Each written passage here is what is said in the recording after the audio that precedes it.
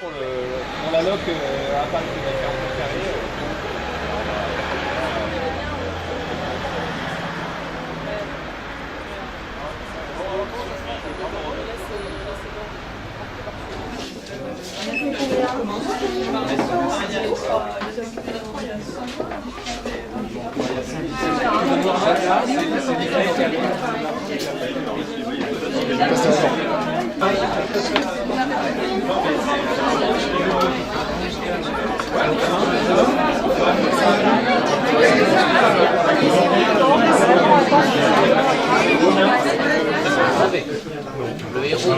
Toute la famille.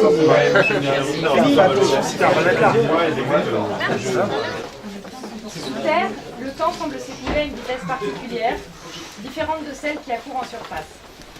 Privé de lumière naturelle, on se sent à l'écart de la vie et de l'agitation urbaine, à l'abri des bruits et des intempéries.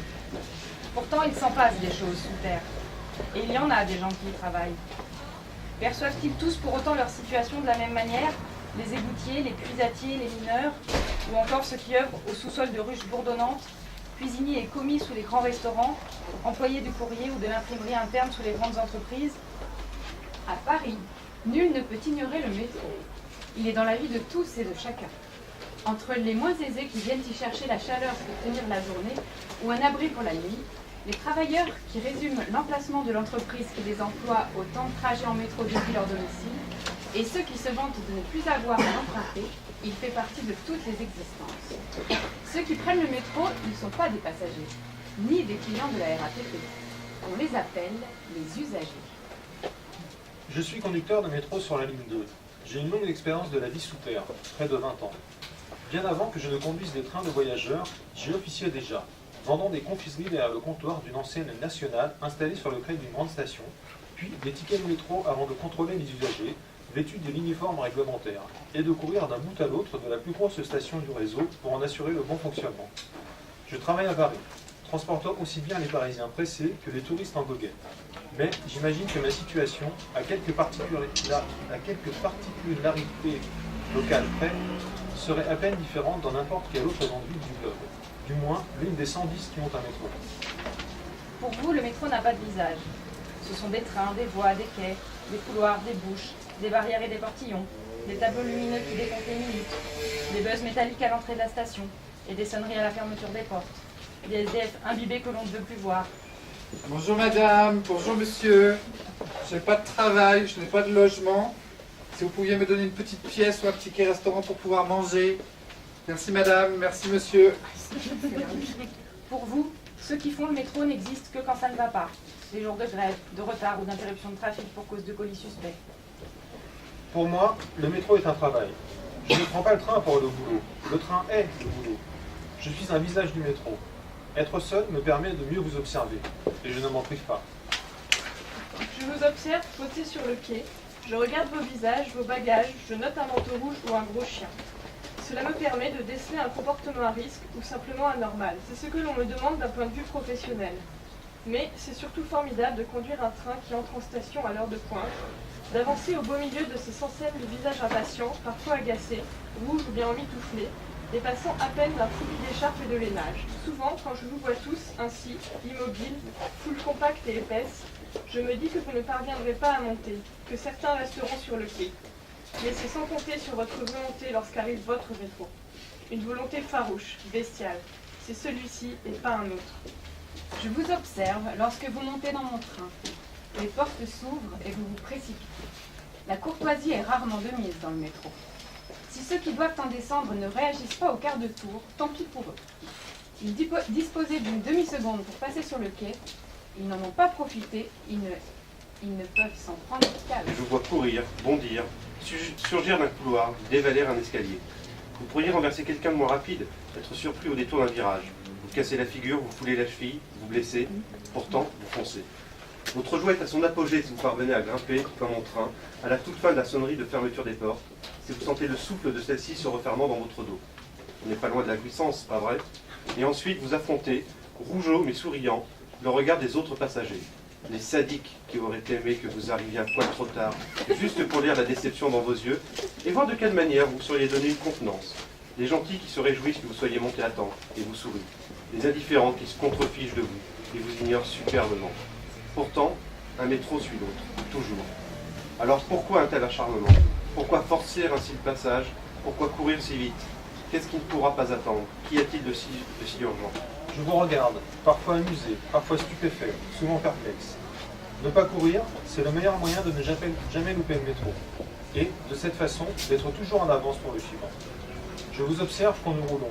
Je me retourne de temps en temps, et je jette un œil à ce qui se passe à l'arrière.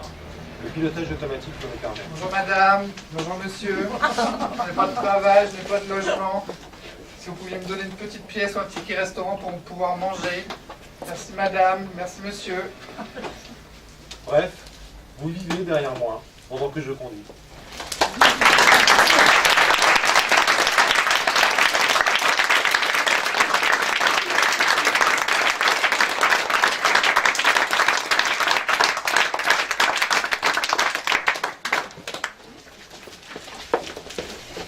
Merci à vous tous d'être venus. Je voudrais aussi vous présenter Aurélien. Non, il y a la mère de Rodolphe, il y a ma mère, il y a ma soeur, et mes collègues de travail.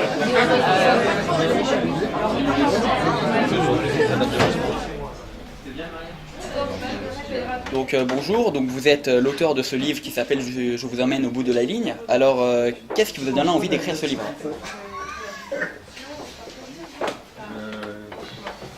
Qu'est-ce qui nous a donné envie de faire ce livre?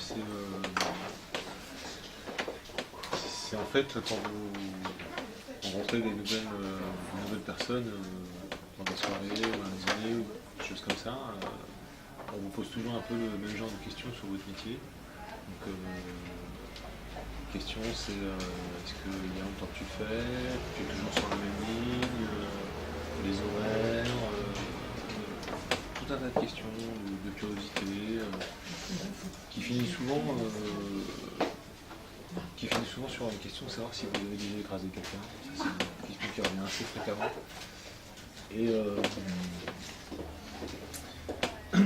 Et voilà, donc pour pouvoir répondre au plus grand nombre de personnes à ces questions, on a décidé d'écrire ce livre. Voilà. D'accord. Donc deuxième question, pourquoi êtes-vous devenu conducteur à la Régie Autonome des Transports à Paris? Pourquoi je suis redevenu conducteur? Un peu par hasard en fait. À un moment je souhaitais avoir un travail stable, et puis j'ai postulé à plusieurs grandes entreprises qui sont très connues, SNCF, RATP, Poste, et la RATP m'a répondu, m'a fait passer des sélections et m'a proposé de travailler chez eux. Donc voilà, c'est fait comme ça tout simplement. Donc dans l'article qui vous était consacré ce matin dans le 20 minutes, je ne sais pas si vous avez pu le lire. Ouais, si, ouais. Donc vous avez dit que de conduire un métro n'était pas pour vous une vocation en fait. Pas du tout, non. Donc vous avez dû passer par certains métiers avant? Par certains métiers, bah oui, avant, j'ai fait avant quelques petits travaux, des petits boulots, quoi, de développement photo. Bon, j'ai déjà commencé à travailler un peu dans le métro parce que j'ai vendu des confiseries sur un quai de métro pendant quelques mois. Voilà, j'ai vendu de la moquette, j'ai vendu de la mercerie, toujours un peu axé sur la vente quand même. Et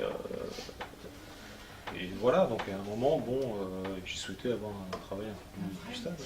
D'accord. Surtout qu'il puisse durer très longtemps, ce qui est le cas d'ailleurs. Jusqu'à la retraite. Ouais. Et donc cela fait combien de temps que vous êtes conducteur sur le métro? Alors ça fait 16 ans que je suis conducteur. Ça fait 16 ans que je suis conducteur de métro et 16 ans que je suis sur la ligne 2. Comme quoi, quand on aime, on reste.